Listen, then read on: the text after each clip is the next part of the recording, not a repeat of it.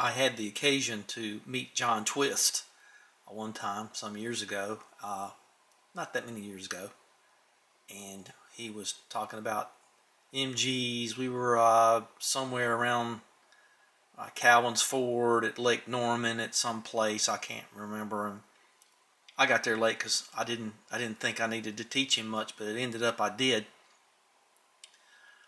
He was talking about this and that, I can't remember, push rods and cams and so forth, and I said, well, what about the rocker shaft? And I don't know, there must have been 50 people there, and he said, well, rocker shaft don't matter, it self-adjusts. Well, I hope he's watching this. You hear that? Just working it by hand, you get a very similar knock to what we heard when the engine was running. Yeah, alright. You got it. Man, I will sit there and hand fit each and every rocker to my TR4, TR6, MGA, whatever British motor you got. You've got to make sure your rocker shaft is good. My first TR4A was, boy, was that engine ever shot. And it took some doing. All right, so we're cutting this package open here. And this is what we're going to be doing today. I'll show you later what the problem is. So we've got the 12-426 Holley. Spitfire, don't know what it is. I was running an SU on it, which I say you will see soon. Soothsayer say I. And there's all we need. 1.5 to 4 psi. It's a 1.3 liter ethanol safe. Good. Okay. And replaces original pump carburetor trucks. Okay, good. So I was pretty careful about this to make sure I got a real low volume on this, because it's just not going to take that much energy on it. Say, oh, not a sponsor, by the way.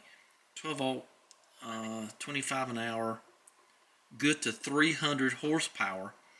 I don't know. What do you think I'm getting on a 1.3 liter at 4,000 RPMs? 50, maybe. So it's plenty enough. That car's really light. I took a bunch of stuff out of it. It didn't have a lot of weight in it. Solid state, that's good. 2-wire, good. Self-priming and regulating. 12-inch minimum dry lift. We're well within that. All of these things matter dramatically. 65 decibels. That's pretty quiet. And comes with a filter. I'll probably use that because I'll put a filter, assembled in USA anyhow. Let's take it out of here and take a look at it. Not intended for aircraft use. Okay. Alright, well. I got an aircraft. See my new helicopter? I got one. Boy, that thing's fun. I love RC stuff. I grew up with it. So, and it's pretty stable. I forget what it is. It's whatever that is, FO6 or something. It's kind of fun out here running that thing. Just having some fun. So Johnny boy, this is why you get new rocker shafts, new bushings, and this is on a Farmall tractor. So this is why you do it. Okay, let's open this thing up. Okay, there's your instructions. Pretty straightforward. Hard to tell with the backlight there. Okay, well, this is obviously going to be a negative earthing arrangement. Now, I got some silver paint and painted the little flow arrow there. And this is the information that you'll find here. Sorry about the little bit of leg there's hot. I have to keep that in mind. So assembled in USA, there's the part number, 12-426. There's the date of manufacture, April 25th of this year. So just the other day, basically. That's good. Patent pending. The flow. These are 5/16. I got my micrometer and double checked it. So you want your fuel filter on the ingoing side. You want the least amount of mess in there you can. You don't want it chewing up your pump. But I have a 33032, I think it is, Wix. That's 5. I think the 3.3 is 3/8 and the 3.1 is a quarter. I can't remember. I think that's right, but we'll double check that. So there's a 5/16 line there. You seal those up at your own peril. I'll read the directions on that. I will generally put some little bit of goo on those, and you know they say that the Teflon tape is a lubricant more than a sealant, but I think it does a little bit of both. So anyway, it took me a minute to find the little flow thing, but there it is. All right, let's double check and see what it says about putting on any kind of sealant on these. A lot of these threads are self-sealing, so we'll check that out. All right, I'm looking forward to this. There goes did you hear the ice move in my glass? Radish juice in there, yeah. Or was it carrot juice? Never mix those up. All right, for the record, the 33031 is 1/4 inch. The 33032 is 5/16.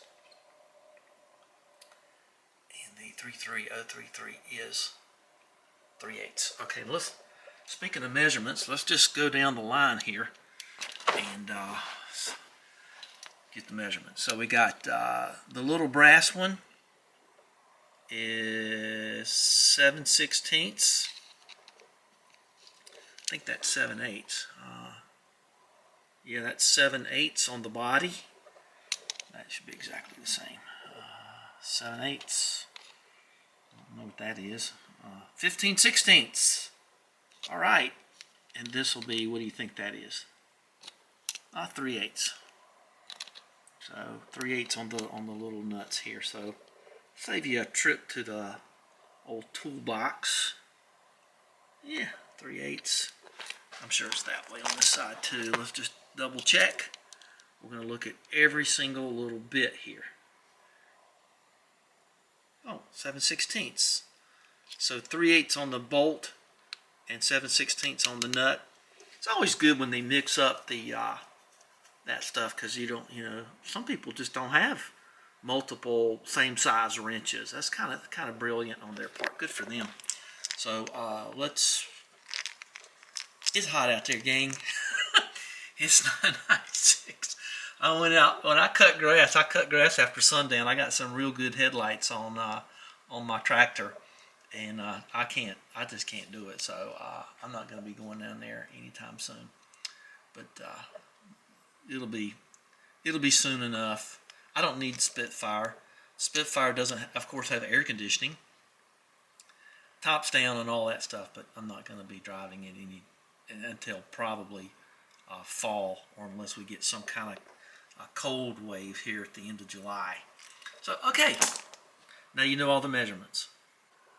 Let's dive a little bit deeper. I saw this thing about the oil pressure safety switch, the 12-810, and I've heard tell of this before. I've never put one in. 74 micron fuel filter is pretty good. Okay, yeah, have a fire extinguisher abaped. I think I got 3 fire extinguishers within reach down there. But this oil pressure safety switch is right here, and apparently you wire through this, and you use for all electric pumps from 2 pounds. Well, you go down 2 pounds, it's over. It's like the old oil pressure lights on GM products in like the 60s and whatever. Light comes on, that means new engine. It doesn't mean low pressure. But 46.52, wow. So that's kind of pricey, but I could see it.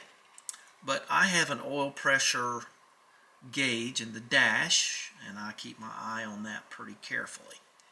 So I'm going to try to make this as comprehensive as I can, since I don't really have a whole lot else to do. Now, I'm not going to be mounting this on a solid, it's going to be in the air. I wish I could get those wings off of there actually, but let's not go messing things up. Anyway, I would say the oil pressure switch thing is not a bad idea. I've heard tell of it. I've never even seen one put on a car before. But that's an interesting thing to think about. It does not call for any sealant on these threads.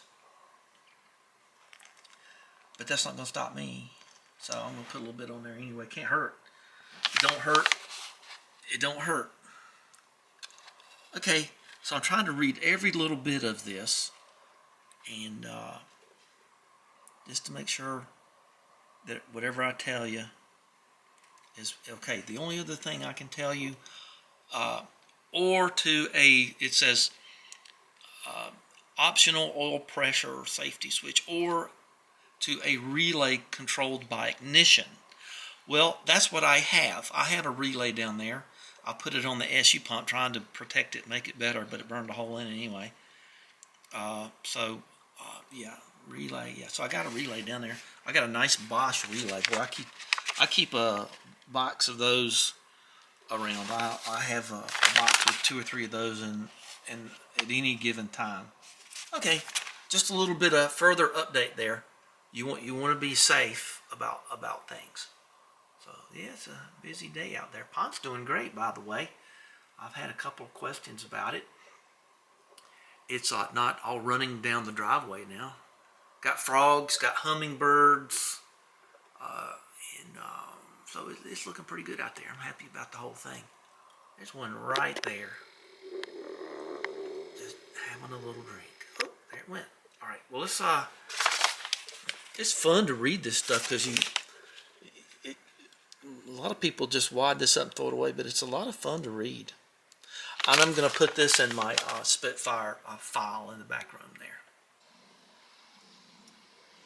I'm doing this for you guys. It's 5:30 or so, and I can almost not breathe in here, but I'm going to do this because I'm just tired of thinking about it, and I don't like having anything down. So let's see what it is in here. It's about 95 degrees.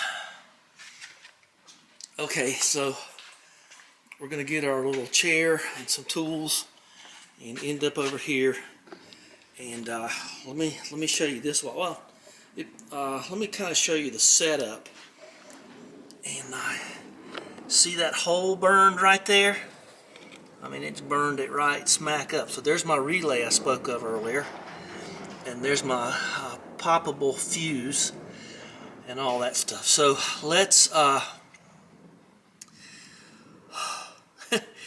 let's just get my micrometer, and because I went from one size to another, it looks like, and see what we got. Okay. So I got to remember all the wrenches I need. Okay, something weird things happen, you know.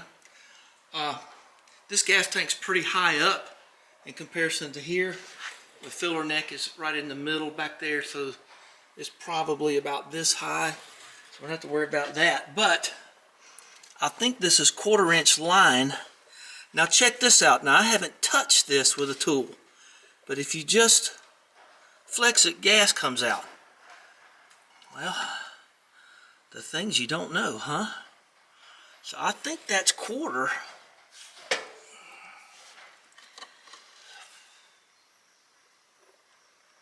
I don't know. All right. Well, let's get to work, I guess. We're going to take all this stuff out of here. I'm known for saying that. All that stuff's got to go. I can't get much more. Mickey may need this thing. I'll never forget that story. Luckily, I can turn my battery off right here. So that is 1/4 down there, going to a 5/16 little adapter right here. You can see the brass in there a little bit. So we're in good shape there. So let's get this on off. I'm not going to go to any trouble to take this apart, but I'm pretty good at rebuilding stuff like this, but looks to me like the diode or condenser or whatever it was just sort of melted away. So here's that Bosch relay I was telling you about. So there you go. So this is my little linkage I made for gas on your hands. I don't want to smell like gas all night. Let that dry up. I was thinking of putting a cable device on this, but my little linkage seems to be working pretty good for throttle, so it might be kind of hard to do a cable. Of course, that's, you know, I could probably just go right into yeah, that's got a lot of slack in it. I don't really notice it when I'm driving though. Kind of ugly on that spring, isn't it? Alright, well, that's not what we're here for. Let's see if we can get this in here. Okay. I went for a long time not knowing what some of the words to this song were, but it's "Put Your Glad Rags On." I had to ask somebody that one time. Okay, so let's so it's just gonna go in there like this. So I'm gonna try to I wonder if I got a quarter filter. You know, they ought to make these filters with 5/16 on one side, quarter on the other, or something like that. Those this was a as we said earlier, this is a 5/16 that ends in 32. Let's just use that one. And I feel like I want to shorten this a little bit, but maybe I don't. I think I got plenty enough room to do this. But your problem here, of course, is when you drop this down. So you gotta put everything kind of back here. That's the choke. No, that's the that goes to the temperature. The temperature sending unit. I have to think about this. Looks like I got plenty of room though, even as long as that thing is. So it ain't too bad. So I'm gonna try to see. I can't. You got to be careful not to interfere with this linkage here too. So I'm gonna have to rethink a lot of this stuff, I think. Well, little battle scar there. That happens just doing electrical work. So I'm going to check this relay. So I have it hooked up to, I think it's 87, and this hooked up to earth. We got this turned on. Let's go flip the key on. I can't get to sleep. I think about the implications of diving in too deep. Okay, let's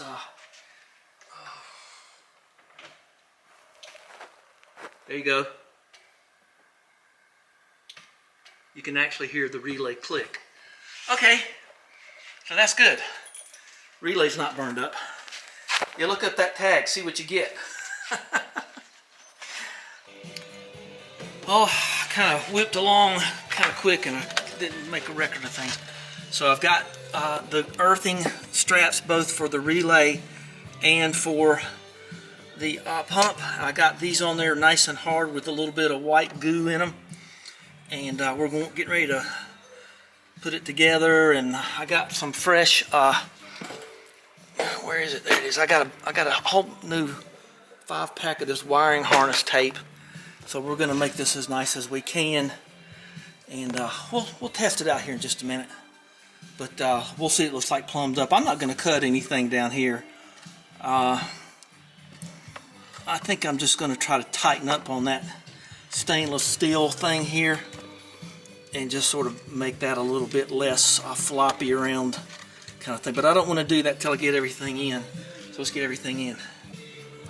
Yeah, and as always, we put a new end on this for the power off the pump, and I put shrink tube around it. Just the thing to do. It's soldered in as it should be. I've done enough soldering, so I just wanted to mention that. Just solder stuff in.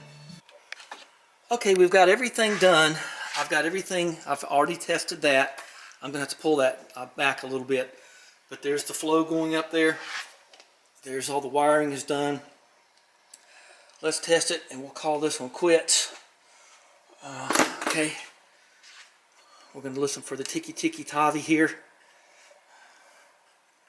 Okay. I didn't think this would take 2 hours, but that's why you get it. You think it's going to take an hour, or get it 2 hours. Okay, here we go. Hear it?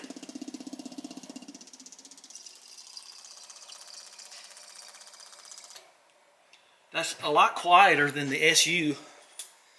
I heard it prime and everything, so that's good. We are looking down there for any kind of fuel spills. Don't see anything. Just got a little bit of minor wrap up to do, but we're going to wrap this up now. Okay? All right, good. It's easy to do because I'd already kind of pre-done it by having the burnt up SU in it. So, whoa. I don't know. Just probably not going to use those anymore. They're pretty flippin' expensive too, especially if you have them in a specific kind of car. They can be $300-400. So they say solid state and everything, so good. So notice my fuses there. I'm real careful about those these days. As these cars get older, they get more valuable. I don't want anything happening to them. So that's going to be it. So give me a thumbs up and a subscribe, and we'll talk later. That's going to be okay. I might do a couple of little adjustments, but I've been out here 2 hours, and that's long enough. I'm actually just pouring sweat. So I'm going to go take a nice cool shower, and I'm going to call it a day.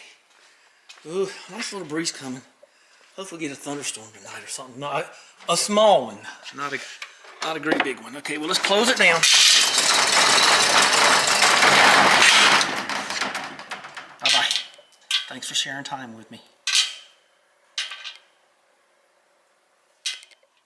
Just as a side note, if you have bees and wasps and hornets and yellow jackets and all that stuff inundating your hummingbird feeder, put the apple juice and a little touch of boric acid in the ant trap. Make sure that the hummingbirds don't drink it. Keep an eye on it. They say that boric acid does not harm mammals or arachnids or whatever. I don't know, whatever they say. But I decided today, I saw so many hornets and wasps running away, the hummingbirds, and I had heard that if you get a little bit of apple juice, like 1/8 of a cup or 1/4 cup, and just a teaspoon of sugar, no, not even that much, probably 1/5 of that, just get a little boric, just a little touch, because you put too much boric acid in the apple juice, the hornets won't mess with it. I didn't record it today. I actually took a picture, but I didn't record it. Then the hornets and wasps will go up there and drink, and they may come in kind of a drove, kind of a thing. But then, the hummingbirds can take care of themselves. And then you'll get rid of the yellow jackets, and they can live underground. You don't know where their nests are. Underground, somewhere in a pine tree, you never know. So, but that's the way to get rid of them. It may take a little time, but then at the end of the summer, when the hummingbirds need it most, they will have a nice supply of the nectar you supply, and they will be unaccosted. An unaccosted hummingbird. I'm for that. But that bee trap can be used to kill wasps and hornets and yellow jackets and all that stuff. So, just my idea. But if the hummingbirds start drinking out of it, I don't think I'd want to go for that. Even though they say it won't hurt them. Boric acid, when you use Maureen, whatever it was, or Nafcon, or a lot of drops and stuff on your own body, it has, look at the ingredients, it has boric acid in it. So it's not going to hurt mammals. So hopefully no dolphins will be poisoned or whatever. Oh, Froggy. Okay. All right, so I'm learning about plants too. Wow, look at that. There's lantanas. Santana, lantana. God, I hope they don't start playing guitar. And if they do, I hope they're better. All right, little joke there.